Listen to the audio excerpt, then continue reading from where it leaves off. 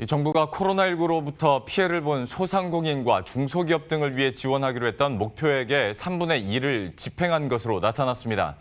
앞으로는 방역을 넘어 백신 개발 등 적극적인 대응을 위해 국가 바이오 데이터 스테이션도 조성하기로 했습니다. K방역으로 입증된 우리나라의 대응 능력을 더욱 업그레이드한다는 전략입니다. 이재경 기자가 보도합니다. 정부는 제9차 비상경제중앙대책본부 회의를 열고 코로나19 피해 극복을 위한 175조 원 플러스 알파 규모의 민생금융안정 지원 상황을 점검했습니다. 소상공인, 중소중견기업 지원은 총 44조 원을 집행했습니다. 목표 금액 68조 원의 3분의 2 수준입니다. 지난달 26일 기준으로 소상공인에겐 39조 원 중 27조 원을 공급해 70%를 집행했으며 중소중견기업에겐 29조 원 중 17조 원을 공급해 57%의 집행률을 보였습니다. 주식, 채권 시장에선 회복이 빨라 금융안정 패키지 자금 전액을 투입하지 않았지만 시장 안전판 기능이 작동하고 있다고 정부는 평가했습니다. 홍남기 부총리 겸 기획재정부 장관은 일각에서는 금융지원 문턱이 여전히 높다는 호소도 있다며 3차 추경이 확정되면 취약업종과 기업 지원 프로그램을 신속히 추진할 것이라고 밝혔습니다. 정부는 코로나19 피해 중소기업 소상공인 만기 연장과 이자 상환 유예, 금융규제 유연화 방안 중 은행권 LCR 규제 완화와 증권사 자본 적정성 규제 완화 등도 추가 검토하기로 했습니다.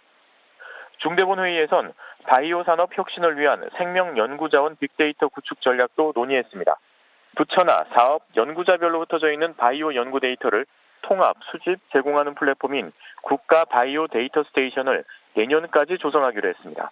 조직, 세포 혈액 등 인체 유래물, 동식물, 미생물 등 생물체 실물, 이로부터 노출된 데이터 등을 포괄합니다.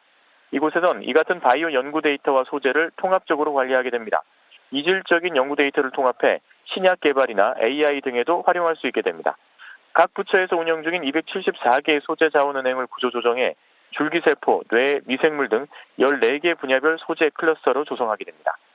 홍남기 부총리는 이번 대책을 통해 백신과 신약 개발 등 바이오 연구에 필요한 필수 자원 자립 기반을 마련할 것이라며 코로나19와 같은 신변종 감염병에 대한 발빠른 대응과 바이오 R&D 수준의 고도화가 가능할 것이라고 말했습니다. 정부는 일본의 수출 규제와 관련해 일본의 태도 변화도 다시 한번 촉구했습니다. 홍남기 부총리는 일본이 부당하게 수출 규제 조치를 취한 지 1년이 지났다며 우리 정부는 일본에 대해 원상복구 촉구, 양국 대화 노력 진행, 국내 관련 제도 재점검 등 진정성 있는 노력을 기울여 왔다고 설명했습니다.